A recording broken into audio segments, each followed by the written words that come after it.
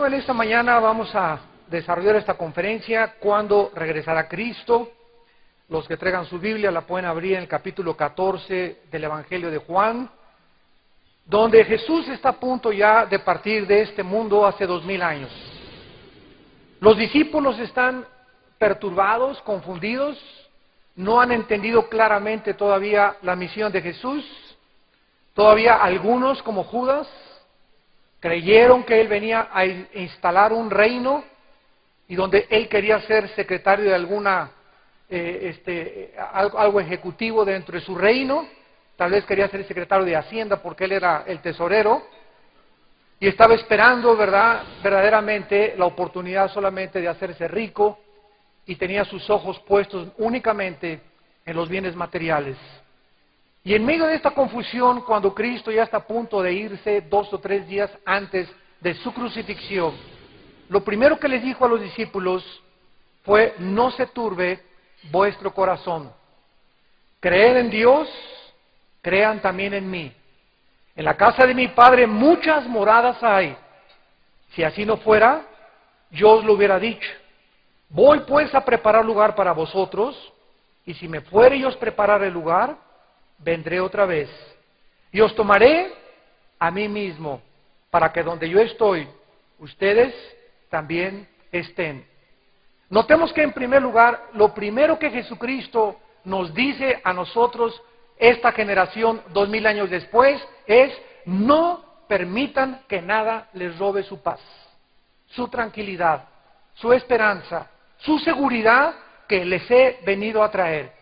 Que el dólar va a subir, que el petróleo va a caer, que va a haber guerra en el Medio Oriente. Ningún acontecimiento en el mundo a nuestro alrededor es lo suficientemente poderoso para robar y sacar de nuestra vida la paz.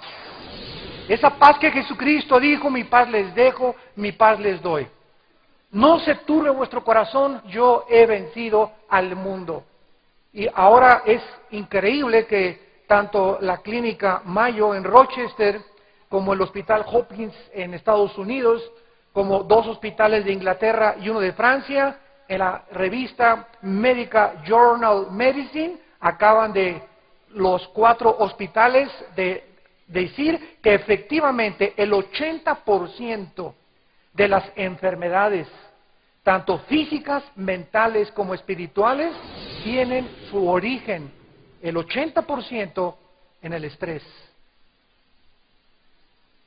¿De qué forma tan impresionante el estrés, ese estado de ansiedad interno, de preocupación, de odio, de rencor, de perturbación interna, de ansiedad, que lleva al mundo, como en España, a ser la nación más grande en consumo de pastillas antidepresivas?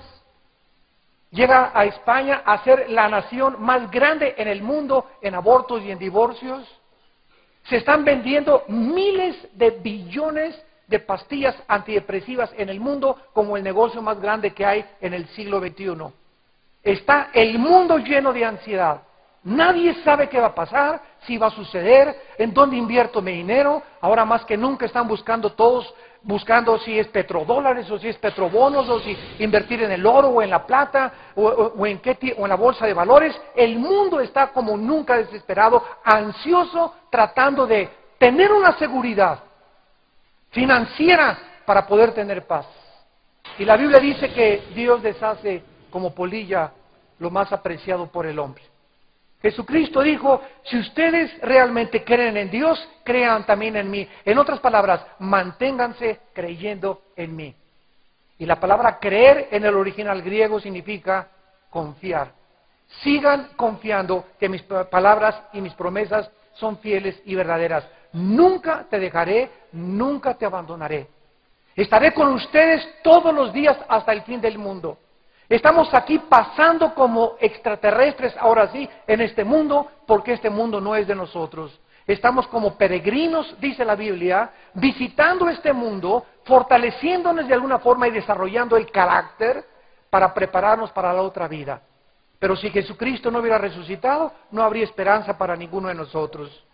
En el capítulo 16 de Juan, Jesucristo compara la vida del cristiano con un bebé en el vientre de su madre.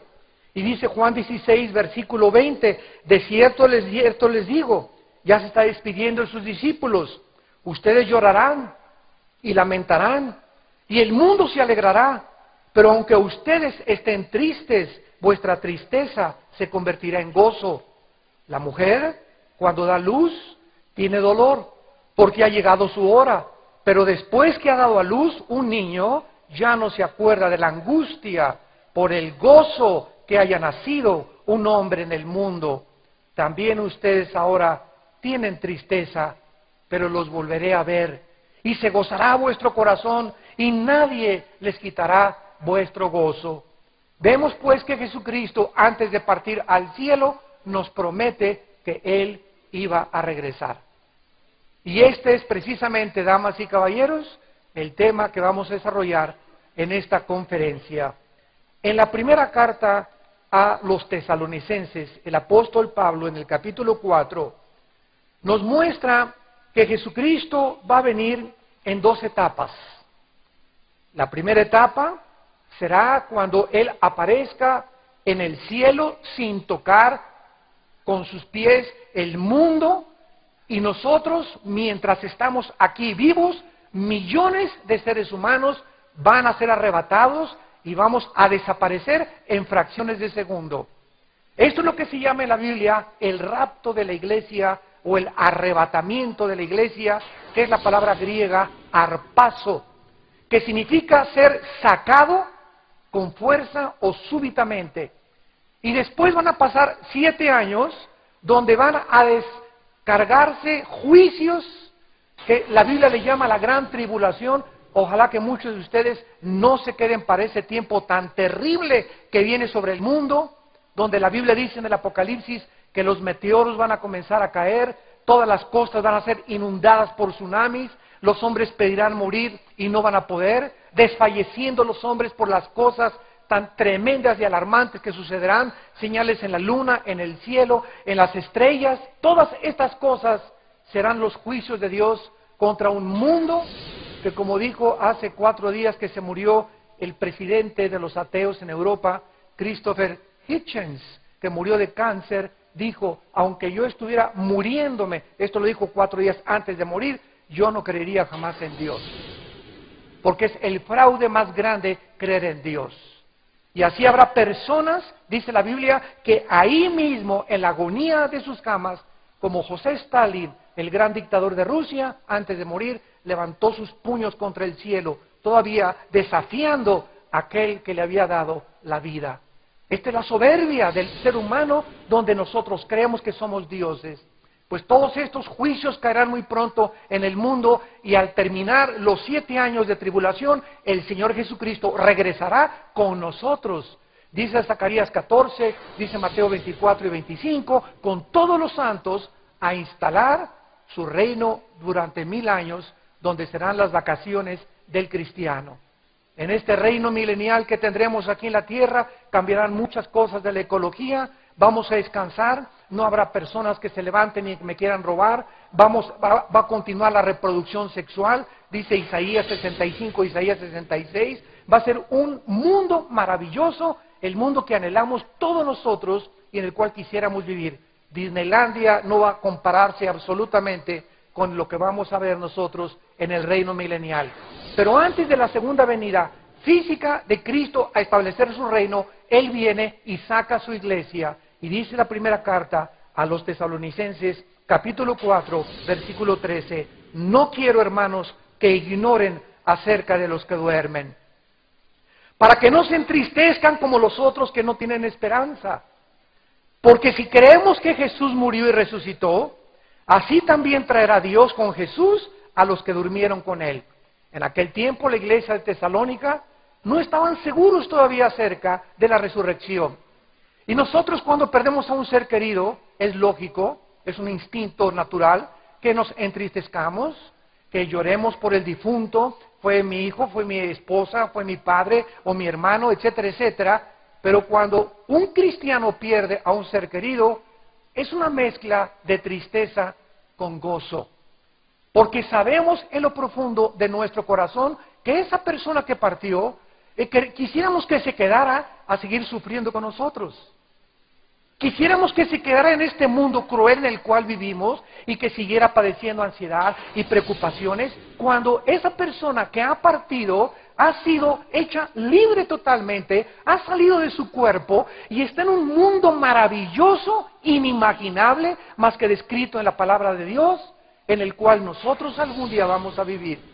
Por eso Cristo quería que nosotros tuviéramos esta esperanza, que no creyéramos que esta vida lo es todo. Nos está esperando una vida absolutamente distinta a la que hemos atravesado en este mundo. Entonces Cristo dice, no quiero que se entristezcan como los que no tienen esperanza, que hay personas que tienen 5 años vestidas de negro, con un luto de 10 años, y llore y llore y llore a la persona, vente a sufrir otra vez con nosotros, bájate donde estás, ¿verdad? Es realmente lo que le están diciendo. Cuando el cristiano sabe, lloramos porque no va a estar con nosotros y vamos a perder su compañía.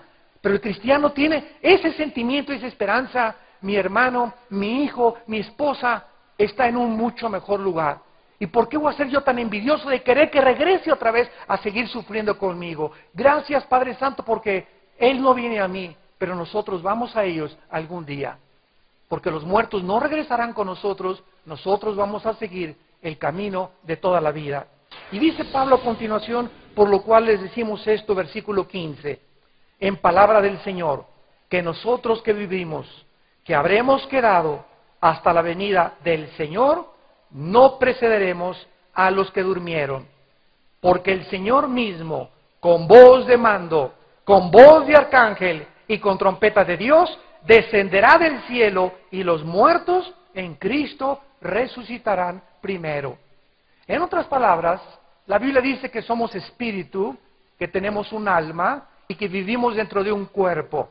Somos espíritu, tenemos un alma, vivimos dentro de una botella, dentro de un envase, dentro de una casa temporal que, de acuerdo a la ley de la entropía, hay un desgaste celular todos los días y cada vez estamos muriendo, envejeciendo desde que nacemos. Sin embargo, dice la Biblia que cuando una persona se muere, su cuerpo es enterrado o es cremado, no importa lo que le hagan a tu cuerpo o al cuerpo de tu difunto, pero el alma y el espíritu salen hacia arriba si tú eres cristiano y mueres en Cristo a la presencia de Dios. Otra vez, tu cuerpo se queda en la tumba, tu alma y tu espíritu, Génesis 35 y Génesis 37, sube a la presencia de Dios. Cuando Cristo regrese, Él va a traer tu cuerpo y tu espíritu, y tu cuerpo que está aquí abajo en la tumba, aunque estés en el mar, aunque te hayan cremado, aunque te hayan hecho polvo, el ADN, el código genético, donde está nuestra verdadera personalidad, y a través de la cual nosotros fuimos desarrollados, es lo que se va a levantar, y Dios va a formar un nuevo cuerpo, vas a ser tú y voy a ser yo, y en el aire nos vamos a juntar con nuestro espíritu y con nuestra alma. El cuerpo que se levantará será resucitado, glorificado, y nos uniremos con Cristo para siempre, para subir al cielo a las bodas del Cordero, donde Dios está preparando un gran banquete para todos aquellos que fueron sus hijos. Pero si nosotros, hagan de cuenta que regresa Cristo hoy a las 4 de la tarde, y todos los muertos que murieron antes que nosotros en Cristo resucitan con Él, nosotros tal vez seamos la primera generación que no vamos a gustar lo que es la muerte. En segundos, dice la Biblia, vamos a desaparecer. Versículo 17, los que vivimos, los que hayamos quedado, o sea, los que estemos vivos cuando Cristo venga a llevarse a su iglesia, seremos arrebatados, seremos sacados del mundo. Nadie va a poder ver este suceso invisible, milagroso. Juntamente con ellos nos vamos a juntar con los resucitados en el mundo, y en cuestión de segundos nosotros, que no vamos a gustar la muerte, ojalá que seamos nosotros esa generación, vamos a tener un cuerpo semejante al cuerpo resucitado del Hijo de Dios. Vamos a ver de qué forma la resurrección de los redimidos va a suceder en varias etapas, porque la Biblia habla de varias resurrecciones. En la primera carta a los Corintios, capítulo 15, versículo 22, la Biblia dice estas palabras respecto a la resurrección de los muertos. Porque así como en Adán todos mueren, también en Cristo todos, tanto los malos como los buenos, van a ser vivificados. Tanto los buenos como los malos van a resucitar. Somos criaturas eternas, tanto los buenos como los malos, con la única diferencia, damas y caballeros, en que hay un lugar para aquellos que estuvieron en Cristo y un lugar para aquellos que murieron sin Cristo. Pero todos nosotros, por ser espíritu, no podemos cesar de existir en la eternidad. La palabra muerte no significa cesar de existir, significa separación. Entonces, la muerte eterna, o el infierno, como le llama a Jesucristo, es la separación eterna de criaturas y de espíritus humanos que se negaron a aceptar a Cristo y vivirán eternamente separados de su Creador. Dice el versículo 22, porque así como en Adán todos mueren, en Cristo seremos vivificados, pero vean ustedes el orden de la resurrección. Pero cada uno en su debido orden. O sea, Dios ha establecido un orden para los resucitados. Cristo fue el primero en levantarse entre los muertos. Antes de Cristo hubo resurrección. Elías resucitó a un niño, pero volvió a morir. Lázaro fue resucitado, pero volvió a morir también. El primero en haber salido entre los muertos para jamás morir fue el Hijo de Dios. Cuando estuvo exhibido en la cruz del Calvario, Él había prometido que Él era la resurrección y la vida. Dios tenía que bajar del cielo a decirnos que hay alguien que volvió de los muertos y que a través de su resurrección cambió el imperio romano, y el imperio romano no fue vencido por los vikingos o por los bárbaros o por los godos. El imperio romano fue vencido por el mensaje de 12 hombres, los apóstoles, que anunciaron que Cristo había resucitado y le perdieron el miedo a la muerte. Y todos estos cristianos durante el primero y el segundo siglo fueron juntados por los romanos y echados al coliseo romano por Nerón, y les soltaban a las bestias, los hacían teas humanas, los acostaban en excremento, en el orín, soltaban a los leones, y veían las mamás cómo veían las bestias salvajes a matar y arrancarle la cabeza a sus hijos, y gritaba el César: pero cállenlos, porque están cantando cuando están muriendo, porque ellos sabían en quién habían creído, y para ellos el morir era ganancia. Cristo vino a destruir por medio de la muerte al que tenía el imperio de la muerte, esto es, al diablo, para librar a todos nosotros que estábamos por el temor de la muerte, sujetos a ser esclavos del temor de morir. Y cuando una persona entiende esto y tiene la convicción de que Jesús vive en su vida, vives una vida donde puedes decir como Pablo: para mí el vivir es Cristo y el morir es ganancia. Porque estamos esperando, como acaba Apocalipsis: ven, Señor Jesús. Yo todos los días le digo: Padre, ven por tu iglesia. No que vengas por mí, ven por tu iglesia. Pero mientras vienes, danos la oportunidad de seguir sacudiendo y dando este mensaje al mundo y diciéndoles a ustedes: arrepiéntanse en esta mañana. Arrepiéntanse de sus pecados. Los juicios de Dios están cayendo sobre el mundo y tú eres un agente moral, libre, que eres responsable delante de Dios. No somos animales, no venimos de una selección natural como estableció Carlos Darwin, ni tampoco venimos de la evolución. Somos creados a la imagen y semejanza de Dios, y en esto consiste la dignidad humana, en que somos criaturas hechas a la imagen de Dios. No somos como los animales, ellos tienen alma y tienen cuerpo, nosotros tenemos espíritu. Y esa es la diferencia entre nosotros y los animales, que Dios nos dio la capacidad de conocerlo, de adorarlo, de comunicarnos entre nosotros, de profundizar, de pensar, de reflexionar. Los animales no tienen conciencia de otro mundo que se pueda avecinar. Dice la Biblia que entonces la primera resurrección fue de Jesucristo, y dice el versículo 23, las primicias.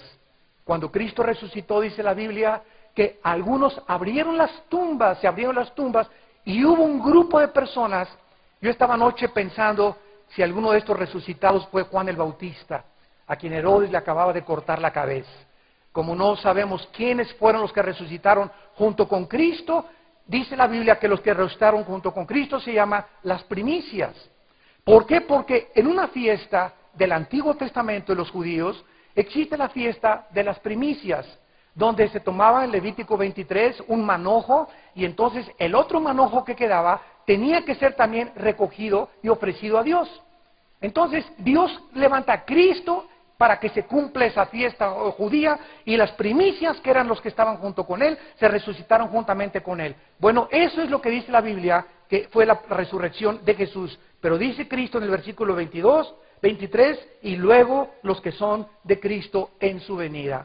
O sea, de acuerdo a la Biblia, hay las dos resurrecciones, y la Biblia le llama la resurrección de los justos la primera resurrección. Analicemos esto con mucho cuidado. Apocalipsis capítulo 20, versículos del 5 al 6.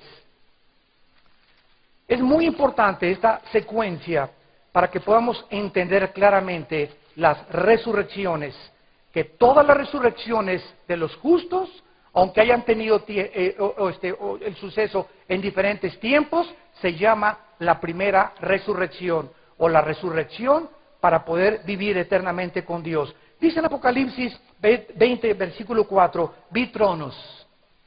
Qué maravilloso que Juan haya tenido esta visión del cielo. Vi tronos. Y Cristo ofreció a todos los que fueran vencedores que nos sentaríamos con Él a gobernar el universo. Juan vio esto, vi tronos, y se sentaron sobre ellos los que recibieron facultad de juzgar. No todos los cristianos vamos a tener un trono.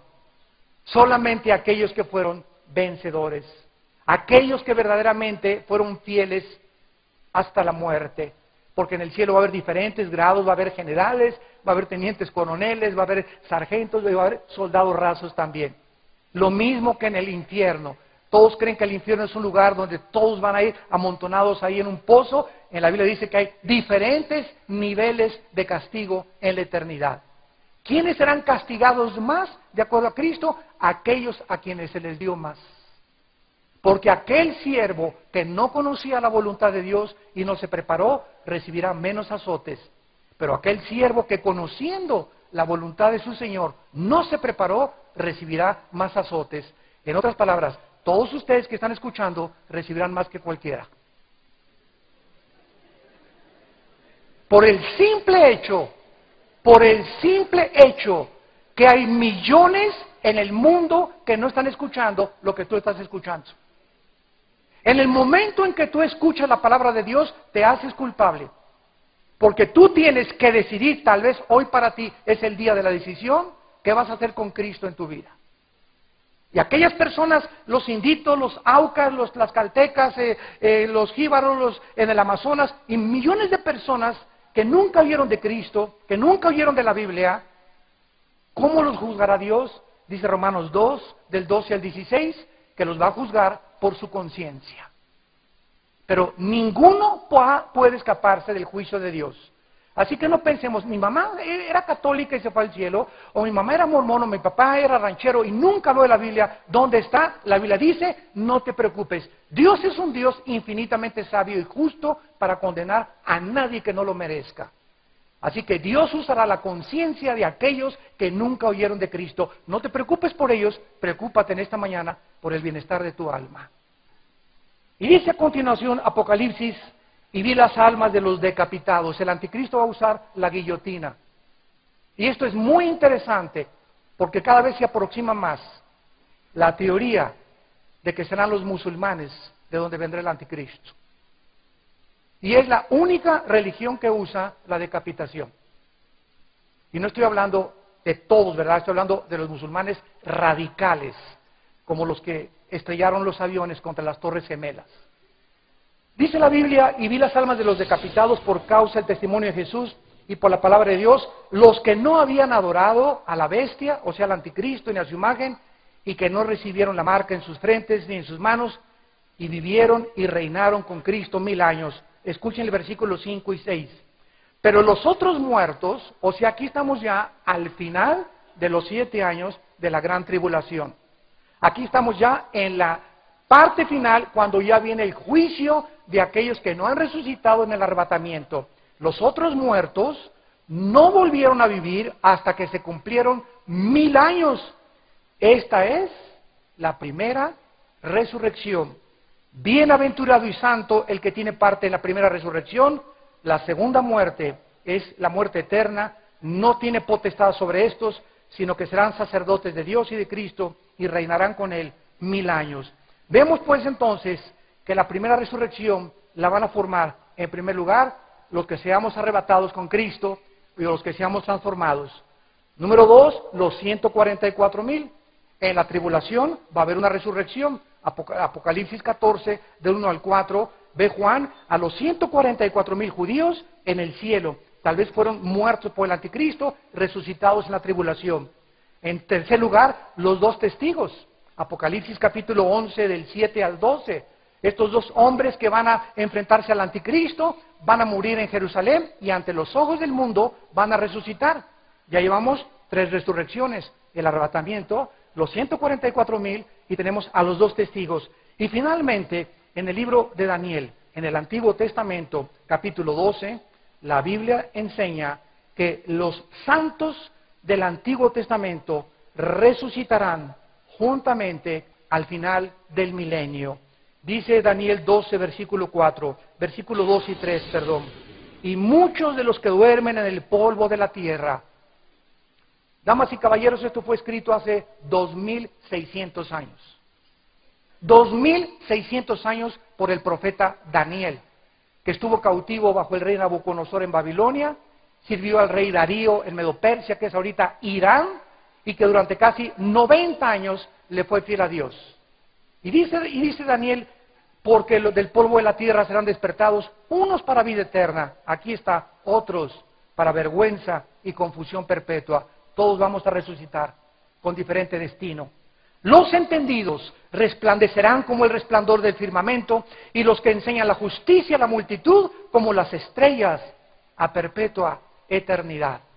Entonces vemos que todas estas 4 resurrecciones que la Biblia habla pertenecen a lo que se llama la primera resurrección, que es la resurrección de los justos, que está dividida en varias etapas, pero la resurrección de los malos será hasta después del milenio también. Apocalipsis 20, del 11 al 15, donde dice Juan, y vi a los muertos, grandes y pequeños, de pie ante Dios. Este juicio donde muchos de ustedes, Dios quiera que no vayan a estar, estaban de pie ante Dios. En ese momento, damas y caballeros, nadie podrá ser hincado. Ya no te podrás hincar, ya pasó la misericordia de Dios, ya pasó la gracia de Dios. En ese momento vas a estar solamente para escuchar que el Dios que hizo los cielos y la tierra, el Dios y Padre de Abraham, Isaac y Jacob, el Dios y Padre de Jesucristo, el que lo envió a morir hace 2000 años en esa cruz, vas a oír en medio de los ángeles, de los querubines, de los 4 seres vivientes y de los ancianos y de toda la iglesia como jurado, que Dios es justo para que tú puedas separarte eternamente de Él. Y el día que Dios lance al infierno a millones de seres humanos, ninguna persona estará en el infierno que no haya conocido antes el amor de Dios. Porque de tal manera Dios te ama que nos dio a su Hijo unigénito, para que cualquiera de ustedes que en Él crea no se pierda, mas tenga la vida eterna. Dios, antes de juzgarte y de condenarte, te ha abrazado con lazos de amor. Ha muerto en la cruz para decirte, mira cuánto te amo, que en mi lugar yo llevo tus pecados y lo que tú merecías pagar lo pago yo con mi sangre preciosa, para que tú no tengas que pasar el resto de tu vida en la condenación eterna. Y las personas que están en el infierno, como una viejita me dijo un día, ay, Señor, pues yo no creo que Dios es bueno, y Él no va a mandar a nadie al infierno. Finalmente todos nos vamos a salvar. Y yo le contesté a esa viejita, linda, ¿verdad?, pero ignorante totalmente. ¿Sabe una cosa? Usted tiene toda la razón. Dios no va a mandar a nadie al infierno. Ellos se van a ir solitos. De tal manera amó Dios al mundo que Él dio a su Hijo. Él no quiere que ninguno perezca, sino que todos procedamos al arrepentimiento. Pero el momento que tú rechazas la luz y la verdad que está delante de tus ojos, porque si no es Jesús, ¿quién es? Es lo que les digo siempre a mis estudiantes, si no es Cristo, ¿quién es? Dime a quién voy a seguir, ¿a Buda? ¿A Mahatma Gandhi? ¿A Hare Krishna? ¿A Zoroastro? ¿A la loca que está en la televisión diciendo que tiene comunicación con los muertos? ¿A los extraterrestres? ¿Quién es ella, Santa Rita de Casia? ¿A quién? Si no es Cristo, ¿quién es? ¿Qué hombre ha dividido la historia al grado que se cuente el siglo XXI antes de Cristo y después de Cristo? ¿De qué hombre se celebra el nacimiento y su cumpleaños como ahora en Navidad? Aunque sabemos que no nació el 24 de diciembre, aprovechamos para dar testimonio de él. Pero nadie se acuerda ni cuándo nació Buda, ni Mahoma, ni Hare Krishna, ni Mahatma Gandhi, ni tu padrino Walter Mercado.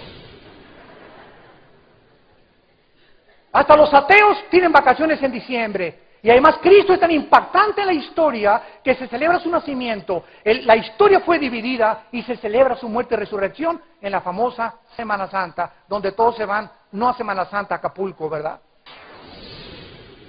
Es increíble el impacto de Jesucristo en la historia de la humanidad. Y el mensaje de Jesús sigue repercutiendo por todos los cuatro ángulos de la torre, en el norte, en el sur, en el este y en el oeste. Yo soy el camino, yo soy la verdad, yo soy la vida, síganme a mí. No seguimos a ningún otro hombre, no seguimos una religión, no seguimos preceptos, no estamos siguiendo leyes ni códigos de conducta, estamos siguiendo a Jesús.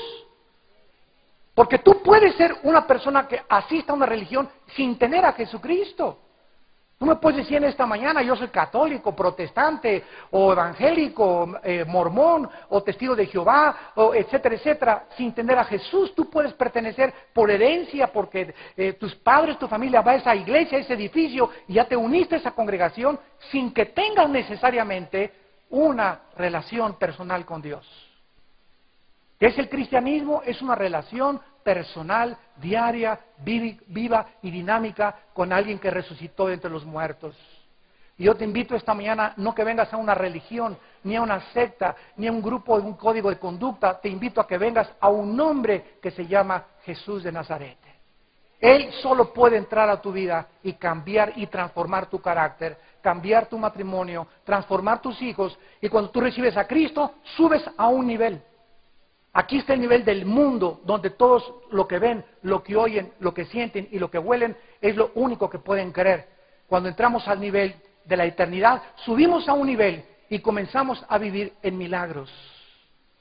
Comienzas a vivir milagros, comienzas a ser testigo que Dios existe, que Él puede cambiar tu vida, puede cambiar tu esposo, tu esposa, puede cambiar tus hijos, puede cambiar tu situación, puede cambiar tu destino. ¿Por qué? Porque nadie que viene a mí, dice Cristo, le echo fuera. Y en la persona que se acerca a mí, ríos de agua viva saltarán dentro de su ser.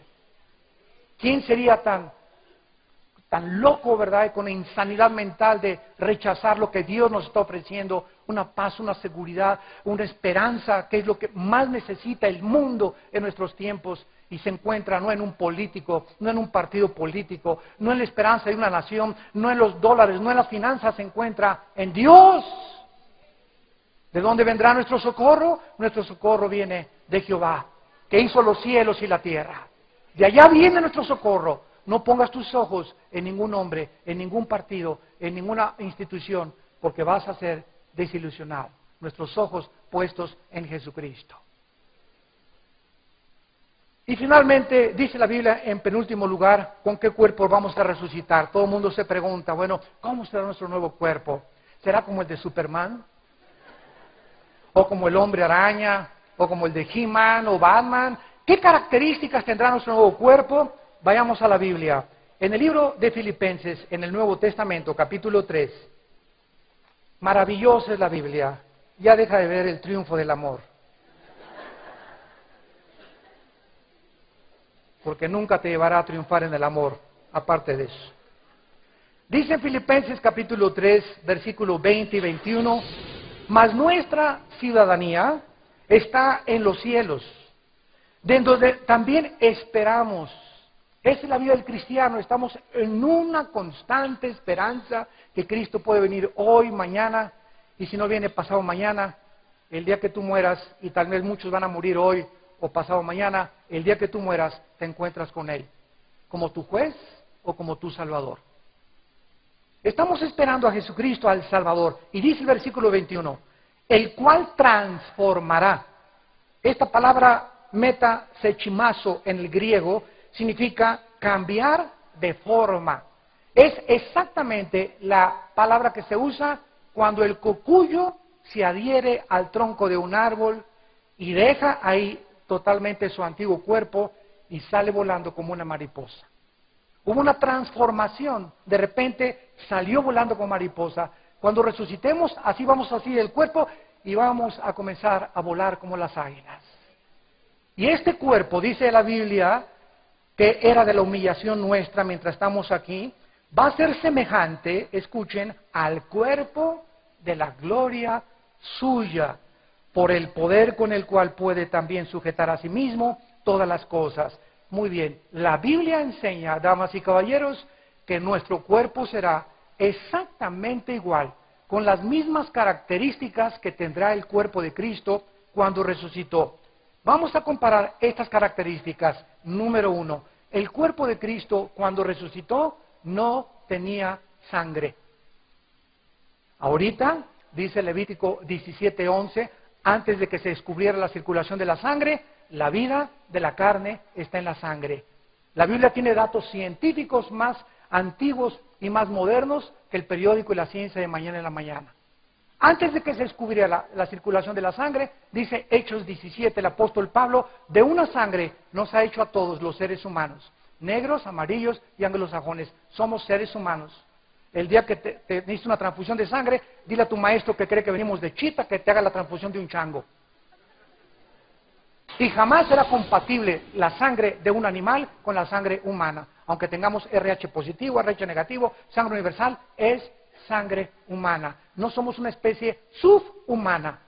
Entonces nuestros nuevos cuerpos ya no van a estar regidos por una circulación sanguínea. En segundo lugar, en Lucas capítulo 24, Cristo ya resucitado, este pasaje es precioso, se les aparece a los discípulos que todavía estaban confundidos de si era Cristo el que había resucitado o no era Cristo. Lucas 24, versículo 36, y dice la Biblia, mientras ellos aún hablaban de estas cosas, repito, Cristo aquí ya resucitó, Jesús se pone en medio de ellos y les dice, paz a ustedes, shalom, shalem en el hebreo.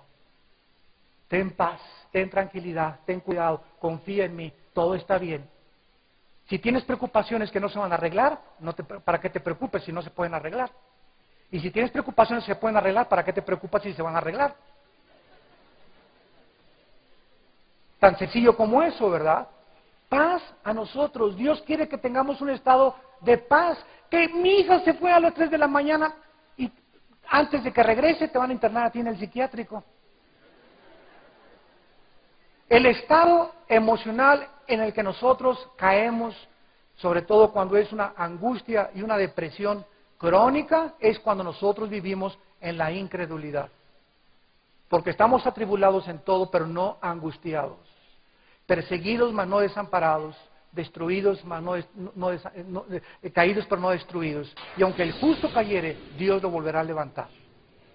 Así que lo primero que tienes que entender es eso. Mientras no tengas paz, no puedes discernir la voz del Espíritu de Dios. La paz es imprescindible para poder comunicarnos con Dios, porque Él es el Dios de paz. Yo tengo que estar en paz conmigo mismo, con mis emociones, con mis pensamientos, para poder abrir la Biblia y entender la Biblia y tener comunión con Él a través de la oración. Si yo no tengo paz y mi vida está en ansiedad y llena de angustia y preocupación e incredulidad, bloqueo totalmente la voz del Espíritu de Dios a mi espíritu. Cristo les dice, tranquilos. Entonces, espantados y atemorizados, pensaban que veían espíritu, pero Él les dijo, ¿por qué están turbados y vienen a vuestro corazón estos pensamientos? Miren mis manos y mis pies, que yo mismo soy. Palpen, vean, porque un espíritu no tiene carne ni huesos, como veis que yo tengo. El cuerpo de Cristo no tenía la carne, la composición material que constituye nuestro cuerpo y que está sujeta a la ley de la entropía. Este cuerpo, este envase, esta casa donde vivimos, diario se está deteriorando, gastando, oxidando, ¿verdad? Echándose a perder, envejeciendo. El corazón late con más esfuerzo cada día, los pulmones también. Todo comienza a desgastarse pero el interior, dice 2 Corintios 4, debe irse renovando de gloria en gloria. Entonces Jesucristo tenía un cuerpo donde no tenía sangre y no está formado con la carne con la que nosotros estamos formados actualmente. Y dice la Biblia, y diciendo esto, les mostró las manos y los pies. Y como todavía ellos de gozo no lo creían, qué cabezones, ¿verdad? Estaban maravillados y les dijo, ¿tienen por ahí algún lonche? ¿Tienen algo de comer? Nuestro cuerpo resucitado seguirá ingiriendo alimentos. Vamos a seguir disfrutando la comida, pero nunca con la preocupación ya de engordar. Ni colesterol, porque si no tenemos sangre no podemos tener colesterol. Ni triglicéridos, ni que se nos suba la glucosa. Será un cuerpo perfecto, ¿verdad? El cuerpo que todos soñamos tener. No habrá tristeza, ni dolor, ni sufrimiento, ni enfermedad, jamás. Será un cuerpo totalmente glorificado. Y entonces le dieron parte de un pez asado y un panal de miel. Cristo comió un pez, un pescado. Deja Cristo con un cuerpo resucitado y glorificado. Y el cuerpo de Cristo puede tomar alimentos físicos. Los ángeles en el Antiguo Testamento, por ejemplo en Génesis 18, que visitaron a Abraham, les dio de comer un cabrito y se lo comieron los ángeles. Lot también les dio de comer a Génesis 19 y se lo comieron los ángeles. Las criaturas que están afuera de nosotros, en la quinta o sexta dimensión, tienen acceso a nuestra dimensión, pero no están sujetos a las leyes de nuestra dimensión, como la ley de la entropía, la primera y la segunda ley de la termodinámica y la ley de la gravedad, o las leyes de fuerzas termonucleares o nucleares. Son fuerzas extrañas que ellos viven y que al entrar a nuestra dimensión atraviesan las paredes, se pueden materializar, desmaterializar, pueden comer con nosotros. Dice la Biblia en Hebreos 13 que muchos han hospedado ángeles en su casa sin saberlo. Entonces, qué increíble que estas criaturas puedan materializarse y desmaterializarse. Así será nuestro cuerpo. Ahora vemos en 1 Corintios 15, 51, que nos sigue la Biblia diciendo cómo será nuestro cuerpo. Versículo 51, 1 Corintios 15, 51, he aquí, dice el apóstol Pablo, les digo un misterio. No todos dormiremos, pero todos seremos transformados. ¿De qué está hablando? De aquellos que vamos a ser arrebatados. No, dormir en la Biblia no es morir. Morir es cesar de existir. La Biblia dice dormir. Entonces, no todos aquellos que están muertos, ¿verdad?, van a ser transformados, pero nosotros vamos a ser transformados en un momento, en un abrir y cerrar de ojos. A la final trompeta, se tocará la trompeta y los muertos serán resucitados, vean ustedes, incorruptibles. En otras palabras, ya no estará haciendo efecto la ley de la entropía en nuestro cuerpo. Desde que nacemos comenzamos a morir y con el cuerpo resucitado será un cuerpo no echado a perder jamás. Incorruptible es lo que significa, nunca se volverá a echar a perder nuestro cuerpo y nosotros seremos transformados. Y en último lugar, en Hechos capítulo 1, esto es maravilloso, y aquí entra el famoso Superman, que solamente es una imitación, ¿verdad?, del superhombre. Es interesante que todos los artistas que han actuado en las películas de Superman han muerto trágicamente. Porque no hay ningún Superman más que Jesús. Y es increíble también que todos los que ponen Santa Claus, ¿verdad? Solamente les digo rápido esto. Un cristiano puede poner algo de Navidad, no hay ningún problema. Que nadie, por favor, venga y legalista. No es que pagano, todo es pagano, las monedas que tengo aquí en la bolsa son paganas, el cumpleaños es pagano, el 15 de septiembre es pagano, todo es pagano. O sea, si tú quieres poner árbol de Navidad y mi esposa pone el mejor de los árboles, preciosas esferas que compramos ya. Puedes poner nacimiento, claro que sí, no nos estamos hincando a adorar al niño Dios. Puedes poner un nacimiento precioso también. Entonces no hay ningún problema con ninguna de estas cosas. Pero cuando nosotros tenemos a Santa Claus, ¿saben ustedes que Santa Claus es la imitación de Dios? ¿Por qué? Porque Santa Claus dice que Él está en todas las casas en el mismo lugar. al mismo tiempo. Y esto se llama omnipresencia, que es un atributo que solo le corresponde a Dios. Por eso no cabe en las chimeneas. Así que es lo único que los cristianos no tenemos ni creemos. Y a nuestros hijos les decimos, ese gordito no existe. Que lo vas a ilusionar, no lo voy a ilusionar. Cuando él crezca va a decir, papá, gracias por decirme la verdad. Porque siempre va a prevalecer la verdad en nuestra casa. No importa el costo que tengamos que pagar. No ponemos nada contra la verdad, sino por la verdad. Diles a tus hijos la verdad. Ese gordito no existe.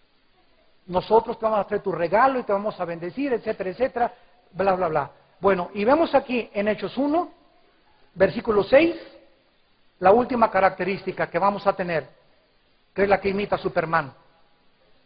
Entonces los que se habían reunido le preguntaron diciendo, Señor, aquí Cristo ya está a punto de ascender al cielo.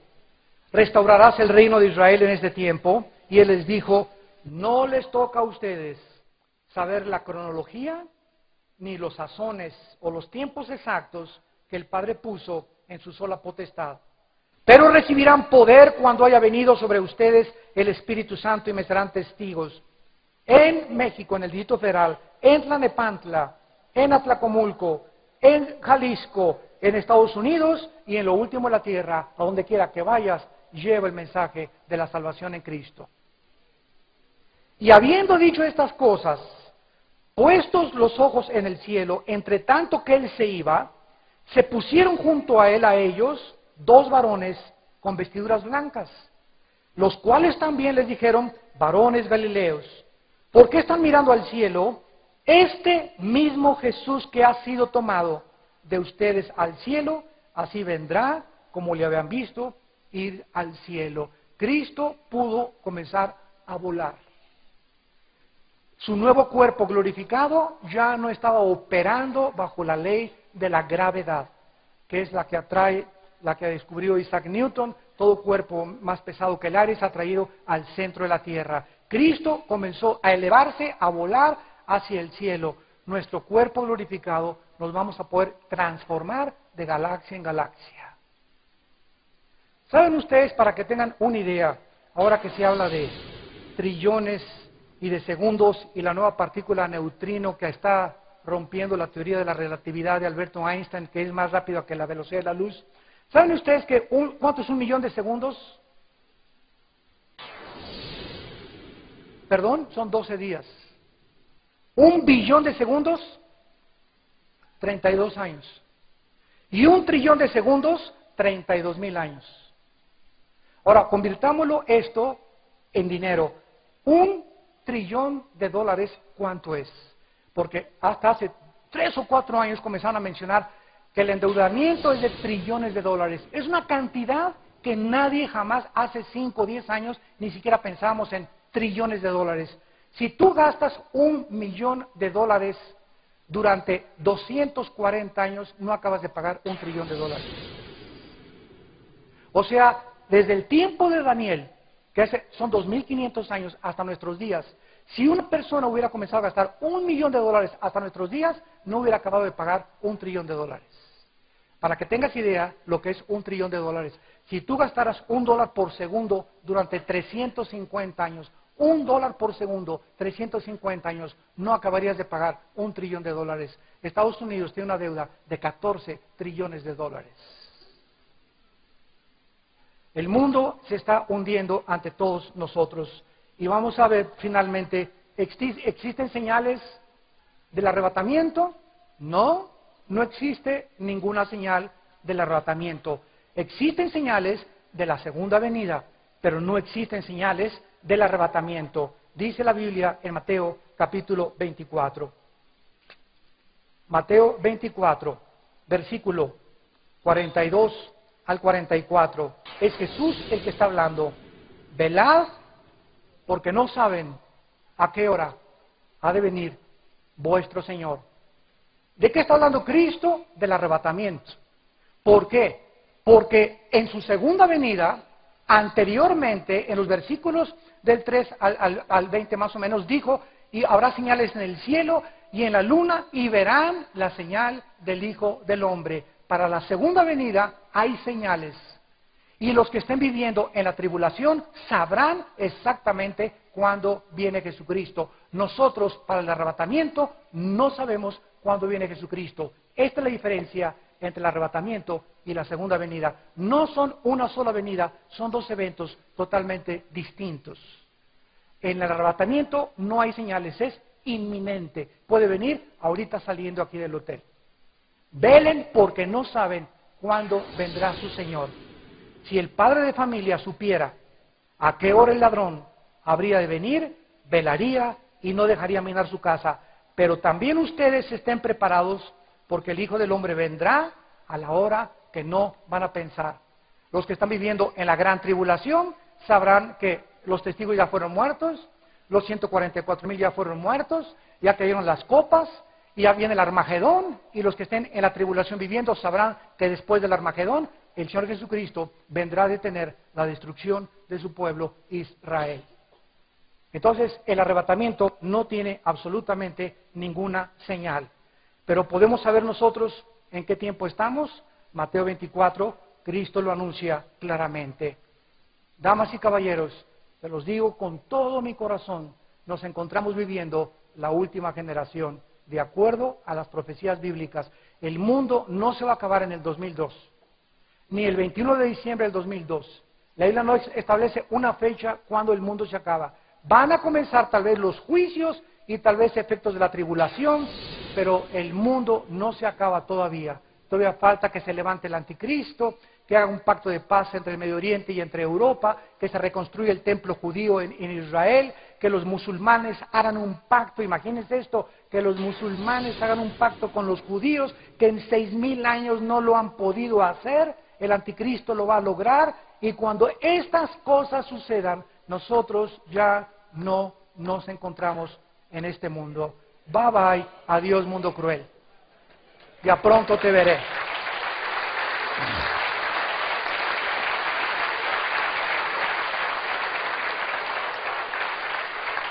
¿Cómo sabemos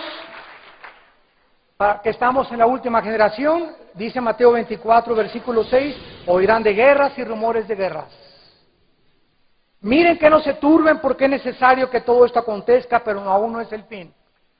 Porque se levantará nación contra nación y reino contra reino. Y habrá pestes, hambres y terremotos en diferentes lugares. Y todo esto será principio de dolores. Damas y caballeros, hasta 1914, jamás el mundo había visto una conflagración internacional en la Primera Guerra Mundial. Siempre ha habido guerras, pero nunca se han involucrado la mayor parte de las naciones. En 1939 se inicia la Segunda Guerra Mundial cuando Adolfo Hitler invade Polonia y Checoslovaquia.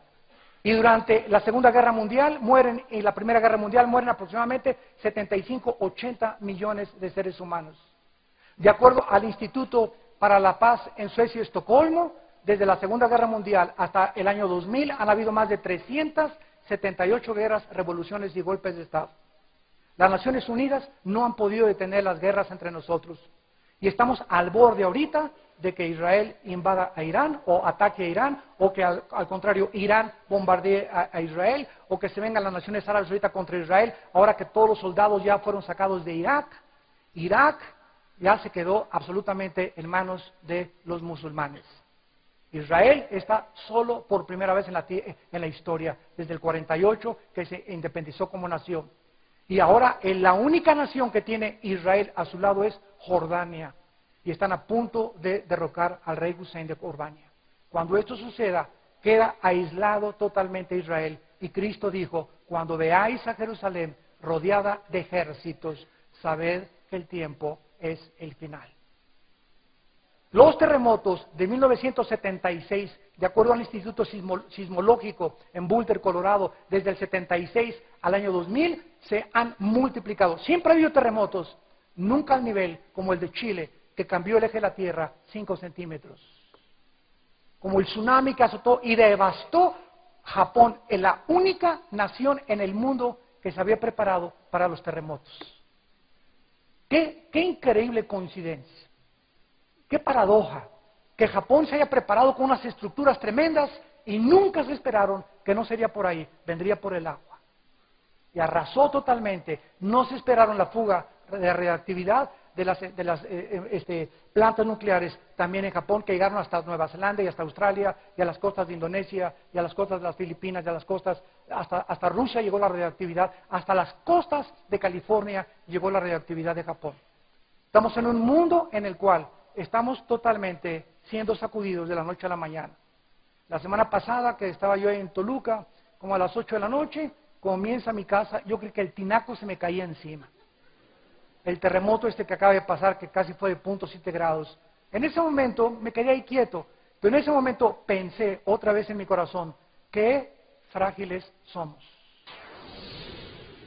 En cualquier momento inesperado, un accidente, un choque, una embolia, un ataque al corazón, un terremoto, algo que nunca nos imaginamos puede suceder, donde nos corta la vida y tenemos planes, voy a hacer esto, y mi dinero, invertir, y de la noche a la mañana Dios interrumpe nuestros planes y nuestras vidas y nos dice, prepárate para encontrarte con tu Dios.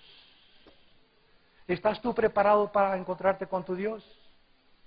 En la primera carta a los Tesalonicenses, capítulo 5, para terminar, encontramos estas exhortaciones que Pablo les da a los que creen que van a ser arrebatados en el próximo evento internacional. Dice 1 Tesalonicenses capítulo 5, versículo 4, mas ustedes, hermanos, no están en tinieblas para que aquel día nos sorprenda como ladrón. Nosotros somos hijos de la luz. Este es un mensaje a la iglesia. Somos hijos de la luz, porque seguimos a Jesús, que Él dijo, yo soy la luz y el que me siga no andará en tinieblas. Si cuando vengan estas cosas y lo que está pasando en el mundo, tú te quedas después del arrebatamiento y te decías cristiano, es porque era mentira tu cristianismo. Eras religioso de la boca para afuera.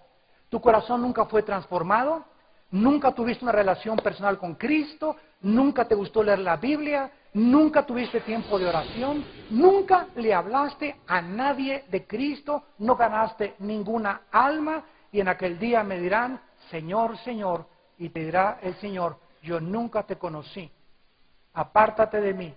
Pero yo hablé lenguas, yo hice milagros, yo eché demonios, les diré que nunca los conocí, porque nunca hicieron mi voluntad. ¿Cuál es la voluntad de Dios? Vayan y prediquen el Evangelio. ¿A quién le estás hablando de Cristo? ¿A qué familia ahora en Navidad ya estás aprovechando para el día de Navidad?